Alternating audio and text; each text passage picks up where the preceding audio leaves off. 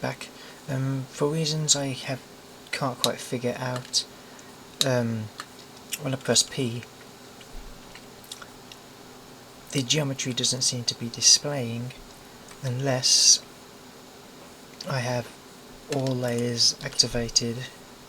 I don't know why that is, that it's some kind of a quirk or something that I've overlooked or I'm not familiar with, but that's irrelevant, so we're not going to bother solving that for this video.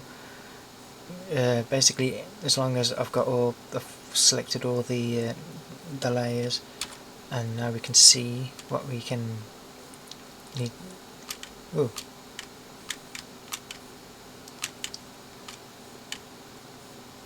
It's a bit jumpy. I don't know what's going on there. Oh yes. But anyway, all layers clicked on, and that enables us to see what we can. We should be able to just see what's displayed here, but it's not doing that. Don't know why, but forget that.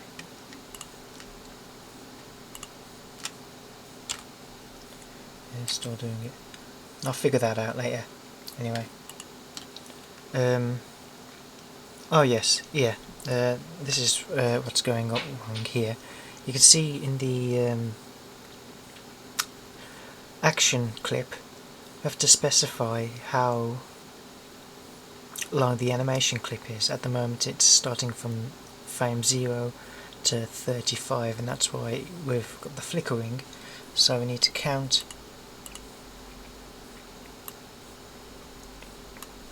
how many frames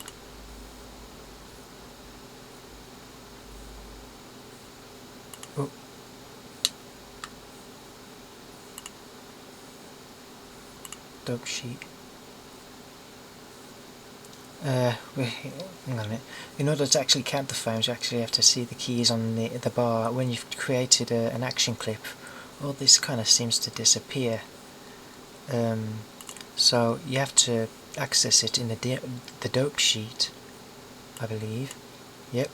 And then it's displayed back, and then you can play with it again and add more frames and such. But we're on frame 9. Yep, on frame 9. So animate. So from frame 0 to 9. Then press P.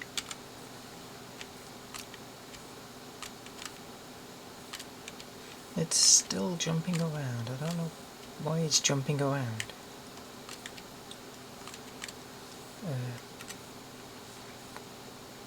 Let's see.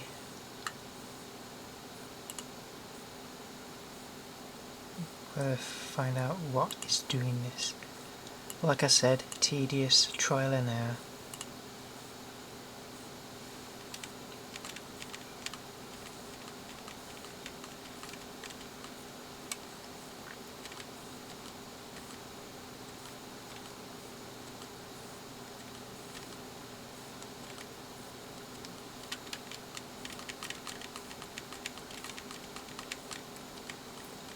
Doesn't seem to be any interpolation between the frames.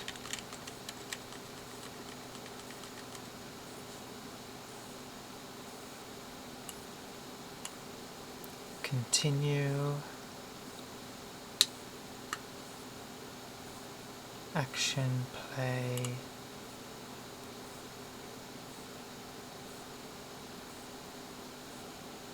I know there's going to be a jump because it wasn't a finished cycle.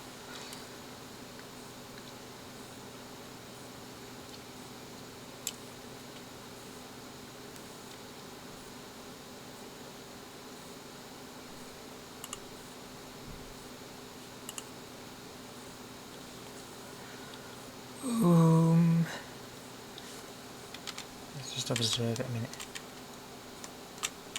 It's definitely flickering. You could see it's shrinking, so it looks like there's some movement between the keyframes, which I thought we got rid of.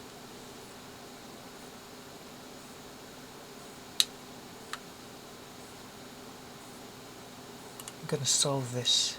We're going to get through this.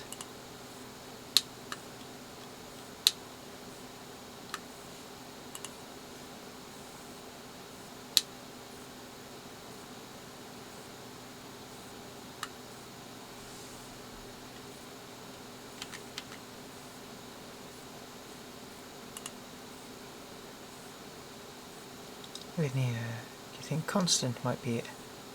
We'll click on constant. We'll try constant. P.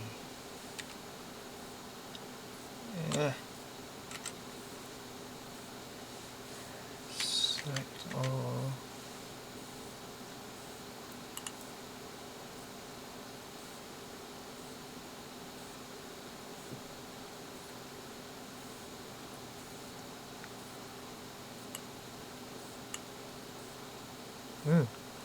Okay. Doing it that way looks like it looks pretty rugged. Yep. Looks very... So we just selected everything, went into key interpolation mode. Well, I thought linear would be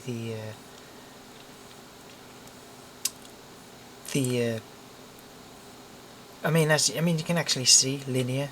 It's moving in a direction as if it's going from 0, and it is simply moving like in a chart from 0 to another number over a period of time, whilst this is actually more representing off, on,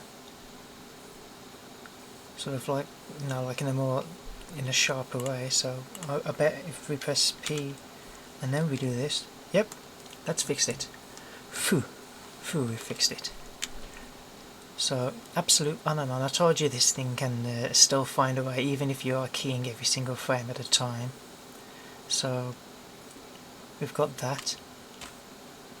And you can see the shadows are animating because, of course, the image itself isn't being animated. It's the shape of the mesh that is being animated.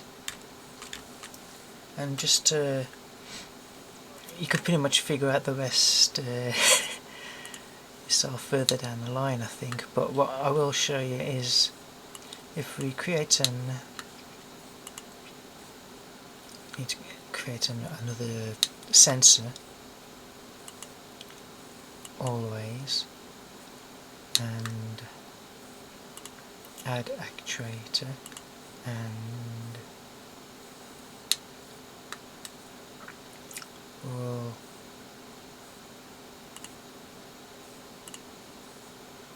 move that up.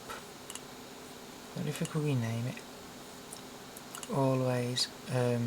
We'll put it as a start pose, and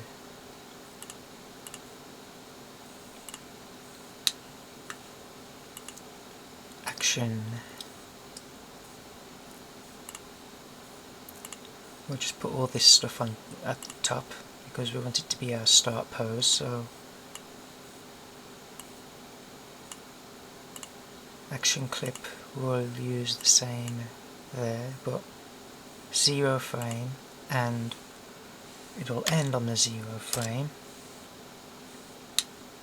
So always means that the second the thing starts, it's always going to be referencing this, and then a change will only take place when the trigger that makes that change occurs, like pressing a key.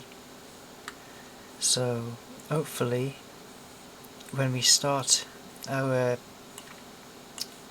game engine, ta-da, now it starts off on the first frame instead of the base shape.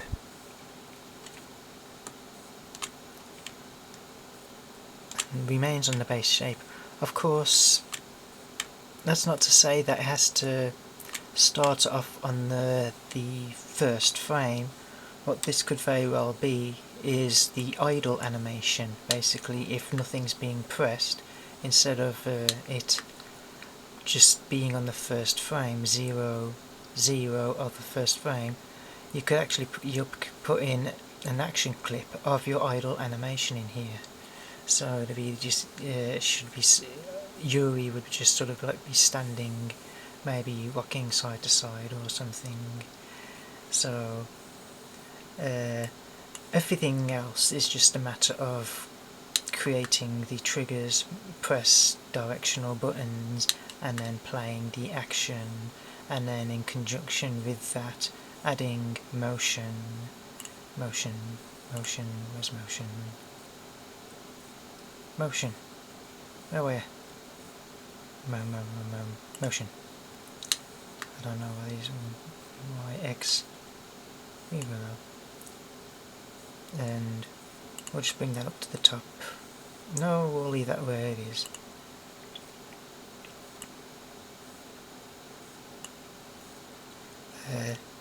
So we've had some motion there. X3 something, but that's basically to trigger when you press the button. So if I press P and ooh, where it zipped off. But basically, yeah, animating and moving, and obviously you do that in the right proportions, and I think that pretty much covers the animating of a sprite, and all the rest is just a matter of what you can do with the game engine and make a game, which I have yet to do because I'm too busy figuring out how to do crap like this. Anyway, I think that's it.